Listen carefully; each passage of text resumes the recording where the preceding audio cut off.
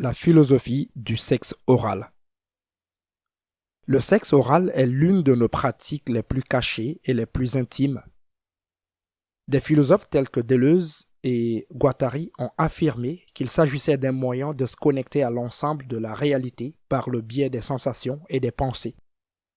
Bien que cela ressemble trop à du touchy-feely, il existe des raisons rationnelles pour lesquelles le sexe oral nous fascine, qu'il s'agisse de l'enchevêtrement, de l'intimité du pouvoir, du plaisir lubrique et des rituels obscurs. Pourquoi est-ce si intéressant et excitant? Et pourquoi nous le considérons comme un acte sale en public, alors que nous sommes constamment à la recherche de la bonne personne avec qui s'engager dans cet acte? Lorsque nous commençons notre vie de bébé, tout ce qui nous concerne est acceptable et adorable pour les personnes qui s'occupent de nous, de tout cœur et sans jugement. Si certains d'entre nous ont la chance de ne pas se soucier du regard des autres pendant leur première année, la plupart d'entre nous prennent conscience très tôt que nos pulsions, nos désirs et notre corps existent aux yeux des autres. Cela peut donner l'impression que nos pulsions sont inappropriées et créer un schéma qui nous pousse toute notre vie à les cacher ou à faire comme si elles n'existaient pas. Avec des yeux d'adultes, nous pouvons nous demander si ces pulsions ou ces désirs sont dégoûtants ou non.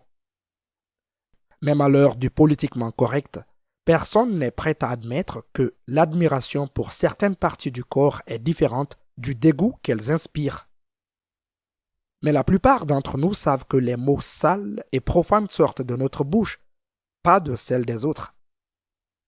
La volonté de cacher notre corps du jugement et de la honte nous pousse à éviter le contact physique.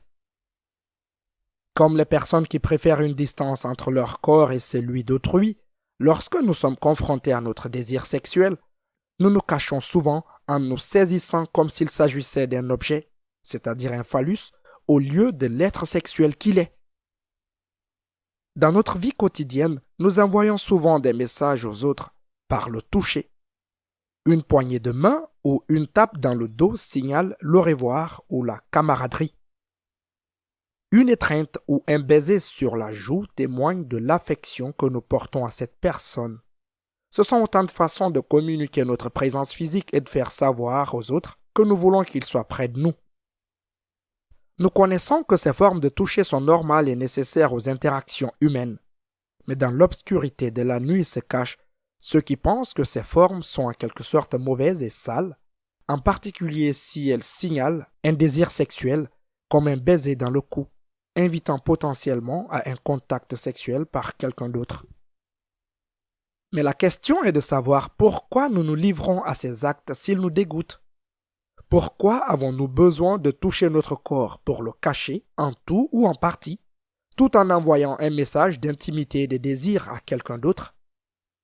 La réponse, je pense, est que c'est le seul moyen d'aborder la distance entre nous et les autres, notre séparation les uns des autres. Cette séparation se présente sous de nombreuses formes. Mode de pensée, c'est-à-dire sujet et objet, mode de relation, c'est-à-dire intimité et pouvoir, et mode de réaction, c'est-à-dire émotion, dégoût et peur.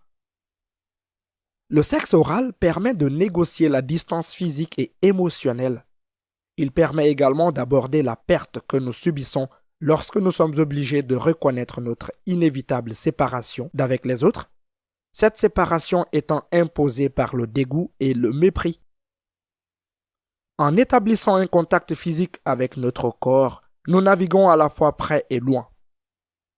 Nous nous connectons à notre physicalité, c'est-à-dire une partie de nous qui nous semble si proche, d'une manière qui nous fait nous sentir éloignés du moi qui s'engage dans l'acte sexuel.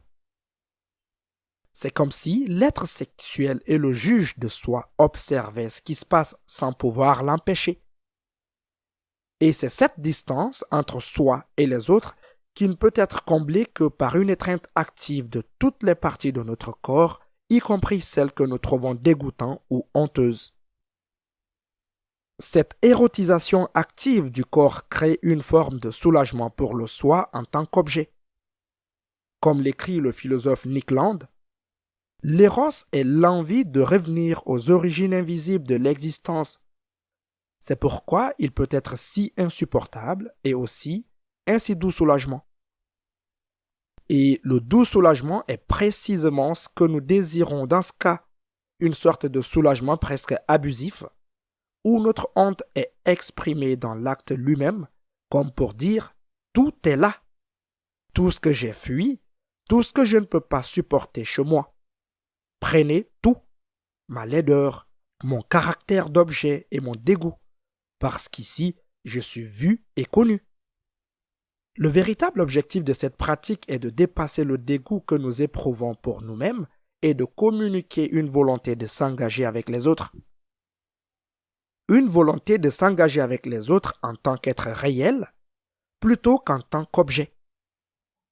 Dans ce moment de soulagement, nous pouvons voir l'autre non pas simplement comme un objet pour notre satisfaction, mais plutôt comme un être qui perpétue son acte de séparation. Un acte qui nous permet d'être vus, connus et engagés humainement. Lorsque nous regardons quelqu'un et que nous nous engageons dans ses désirs, nous le faisons à un niveau qui reconnaît son humanité, sans jugement ni mépris. Ce type d'engagement sépare, en fin de compte, les êtres humains du reste du règne animal. Et l'acceptation de cette séparation a le potentiel guérison nécessaire pour éliminer le dégoût que nous ressentons à l'égard des autres, de nous-mêmes et de notre corps. Si vous avez trouvé cette vidéo utile, n'hésitez pas à la partager avec vos proches. N'hésitez pas également à laisser vos avis dans la section des commentaires et à appuyer sur le pouce levé.